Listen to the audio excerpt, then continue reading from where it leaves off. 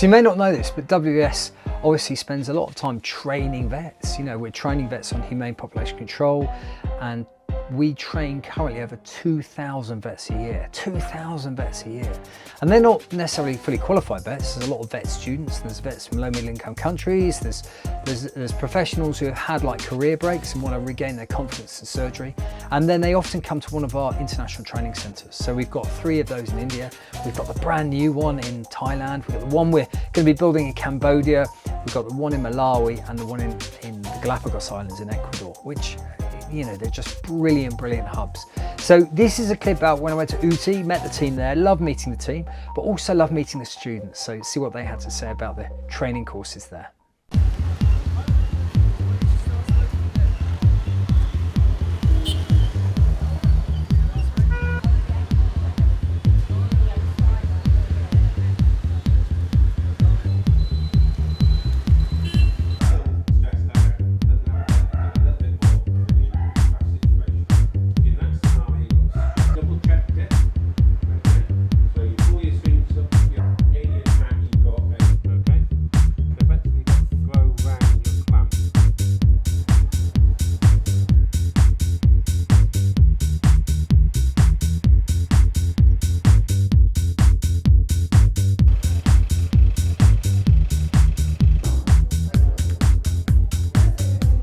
The goal of any vet is to treat and help as many animals as possible in our careers, and surgery is a key part of that. To that end, at WVS, we set up these training courses and training centres around the world that enable students and vets to undergo practically focused courses, giving them key skills in surgery. Most of the time they just include the lower ring and they don't include the upper one. Okay, yes, exactly. So hold it. See, now we have included both the rings. Excellent. Yeah. So we need more of you guys. I've done quite a few surgeries, like more than I thought I would have done. Did one on the first day, and it's quite nice because you get to watch a demo, and then you do 2 every day from there on. We don't want that. There should be some tissue left. Excellent. An adrenaline rush for the first day, I'm not going to lie. But once you get into it, things fall into place, and ever since, yeah, it's been a brilliant laugh as well. What you do not learn in like 5 years, you kind of learn it in a course which is of just 14 days, which includes everything. We have a class on wound, we have a class on antibiotics, they learn surgeries, there is fluid therapy, there is so many things, welfare. The number of things they allow us to watch, observe and practice, it really give you the skill that you need to be like a professional vet assisting. So it's very impressive so far. When you see practice at home, there tends to be a lot of time pressures. People don't often have time to put aside a few hours and teach you different things. Whereas here, that's what it's dedicated to. It feels like everyone really wants to be here and really enjoys the teaching.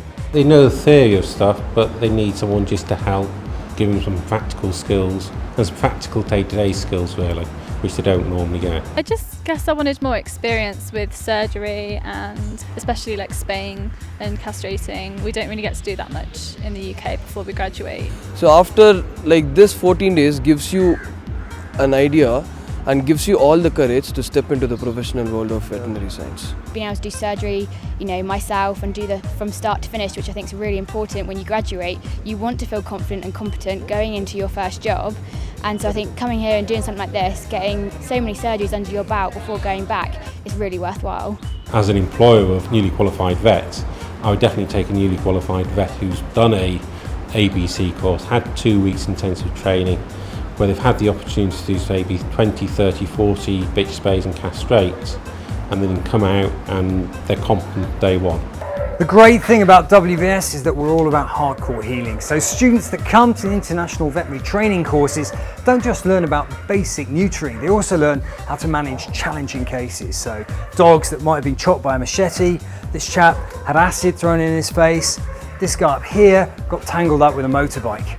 Real deal cases on the front line of animal welfare. You can pop the IV in, that's it.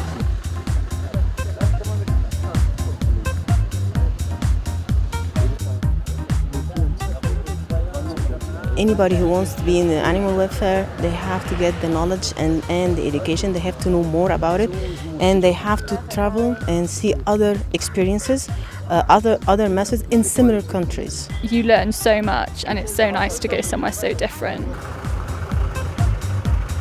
and jump at the chance if you can, because it's not like any experience you'll get at home, and yeah, you just gain tons of experience for your future career. The aim of our centres isn't that the students finish these with just a certificate, but they finish with real skills that can make a real difference anywhere in the world.